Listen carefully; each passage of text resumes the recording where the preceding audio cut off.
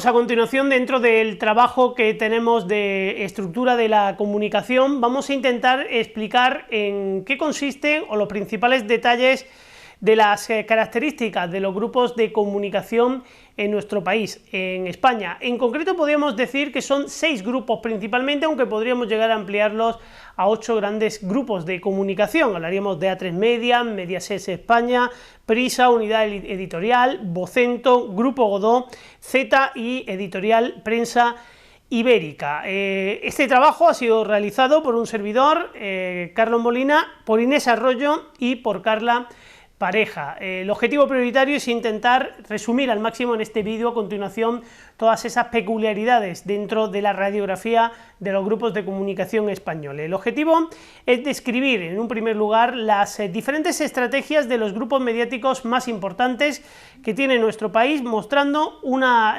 panorámica desde final de la época franquista hasta la actualidad. Podríamos decir, por tanto, que una de las características comunes de los grandes grupos de comunicación es su juventud, tan solo 40 años podríamos decir de funcionamiento dentro de ese desbloqueo que se llegó a producir tras bastantes años, 20 años prácticamente después del franquismo.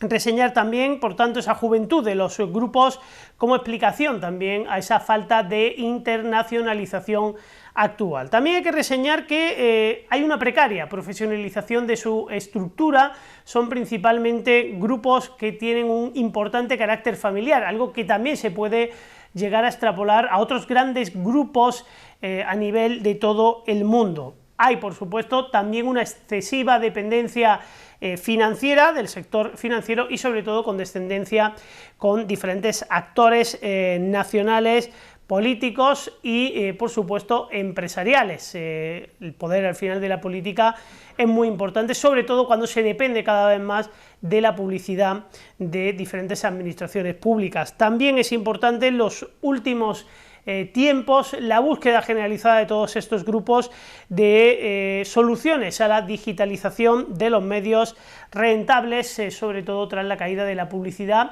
todo ello visto dentro de la crisis que se produjo en el año 2008, una crisis que a continuación, pues por desgracia, se va a volver a repetir dentro de la crisis sanitaria del coronavirus, que ya produce, ¿no?, una importante crisis económica, también por supuesto en los medios de comunicación. En cuanto al marco regulador de la actividad mediática en España, en principio podríamos calificar a nuestro sistema como de autorregulación, al fundamentarse principalmente en los códigos deontológicos del propio sector. Aunque bien es cierto que si examinamos la normativa existente, lo primero a destacar es la existencia de obligaciones concretas de todos los operadores del sector con independencia de su condición, ya fueran públicos o ya fueran privados. Si nos centramos en las limitaciones de contenido, pues impuesta por las normas públicas, pocas limitaciones, porque sobre todo a lo que habría que ponerse en relieve es que sobre todo realizan o se basan en sus propios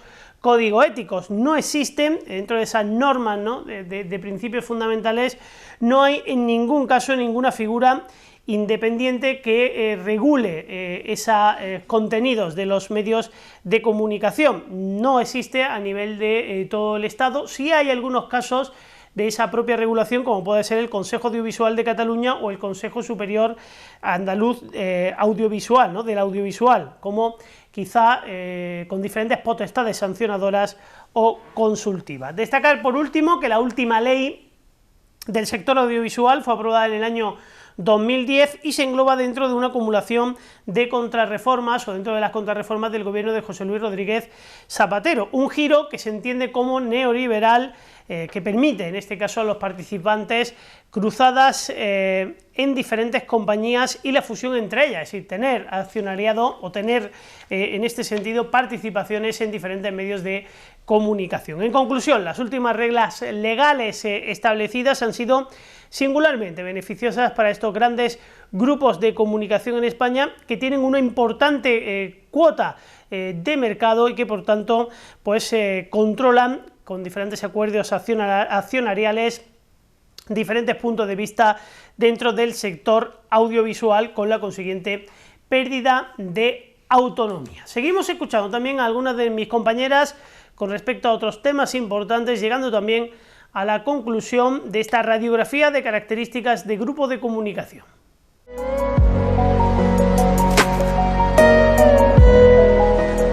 Hablemos sobre las características distintivas del sector de la prensa en España. En el siglo XVIII se desarrolla la prensa. Estaba al alcance de la minoría debido a su elevado coste. En el siglo XX crearon nuevos modelos independientes. Aparecieron La Vanguardia, ABC, El Debate, El Sol. Buscaban rentabilidad económica y utilizaron la publicidad como principal medio de financiación. Otras características es que responde a los parámetros de las industrias culturales, heterogeneidad, tienen variedad de periódicos y temas, es accesible y cuenta con alta difusión, obtiene sus recursos a través de 2 vías, comercializa el producto en tiendas y la publicidad la realiza la empresa InfoAdex. Se encarga de crear informes cualitativos y cuantitativos de la actividad publicitaria en España. Características de la prensa pública. Se leen a la primera hora de la mañana, especialmente en trayectos de transporte público. Es de consumo rápido, no tarda más de 20 minutos. Se editan en semana laborable y es útil para personas que no optan por prensa de pago. Características de la prensa privada. Tiene 2 tipos de suscripciones. La individual. Los ejemplares son vendidos a la persona que inició la suscripción. Y la colectiva. Los ejemplares son vendidos a empresas y patrocinadores. Se venden en todos lados, supermercados, kioscos, tiendas. Relevancia y descripción del sector de la televisión en España. La televisión pública. La televisión española, TVE, transmite desde 1956. Actualmente parte de RTVE, Radio Televisión Española, servicio público de radio y televisión. Canales que posee la televisión española pública. La 1, la 2, 24 horas, Clan, Teledeporte, TVE Internacional, 24 horas Internacional, Star HD, Clan Internacional, TVE a la carta. RTVE Autonómica son 17 canales, uno por cada comunidad autónoma de España. Cada comunidad autónoma posee 2 cadenas de televisión. TVE delega la programación regional a dichas cadenas. La aportación de los anunciantes permite obtener un ingreso para la comunidad a través de la televisión. A su vez, ayuda a disminuir la carga de la administración pública. La televisión privada rompió el monopolio de la televisión pública española tras la promulgación de la Ley de Televisión Privada de 1988. En el año 1989, las nuevas licencias de televisión privada aparecieron y los ganadores fueron grupos empresariales de Antena 3, A3 Media, Telecinco y Canal Plus. Telecinco es operado por Mediaset España Comunicación. Es controlado por Fininvest, propiedad de Silvio Berlusconi. Mediaset se caracteriza por tener sólido liderazgo en audiencia, cuota de mercado, ingresos por publicidad y márgenes operativos entre televisión en España. Sus canales: Telecinco, 4, Factoría de Ficción, Boing, Divinity, Vimat, entre otros.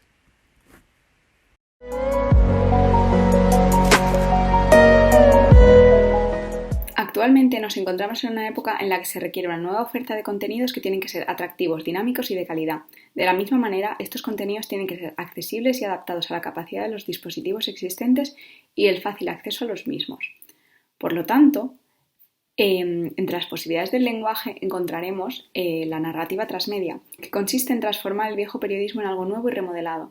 Están en estos procedimientos de cambio procesos y conceptos por parte de los periodistas que necesariamente deben actualizarse para un nuevo escenario comunicacional En estos cambios están trabajando diferentes sectores y redacciones interdisciplinares, con profesionales provenientes de distintas formaciones académicas y experiencias de vida. No podemos considerar que una redacción contemporánea existan solamente periodistas de formación.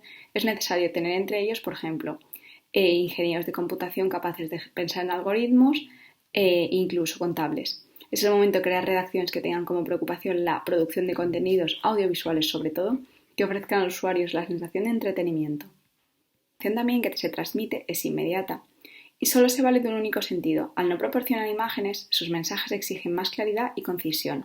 Por lo tanto, los mensajes también son fugaces, no permanecen en el tiempo, sino que son efímeros. A la vez, también son unidireccionales, puesto que la audiencia no puede intervenir. Al no poder intervenir la audiencia, los mensajes se convierten también muchas veces en redundantes. Es consecuencia de la fugacidad, de la oralidad, de que no hablarías igual que escribirías. La radio también tiene un gran poder de sugestión, ya que se reproduce una reconstrucción y recreación del mundo a través de voces, ruidos, música e incluso el silencio.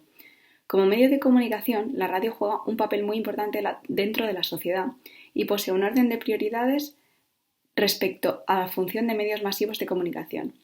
Sin embargo, la radio también establece que tienen cabida los contenidos que pertenecen al conocimiento y análisis de la sociedad pública del momento. Por otra parte, también tiene una función educativa y cultural, a la par que de entretenimiento.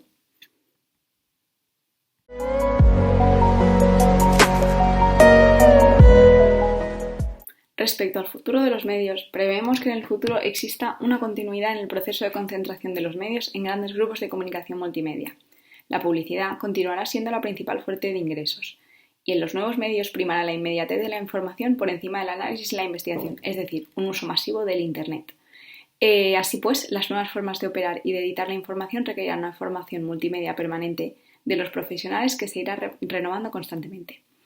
Respecto a las audiencias, Internet resta la audiencia de forma notable a los medios convencionales, puesto que las nuevas generaciones demandamos medios especializados y dirigidos a intereses concretos, es decir, que podamos consultarlos en el metro, en el autobús, yendo a correr, en el gimnasio.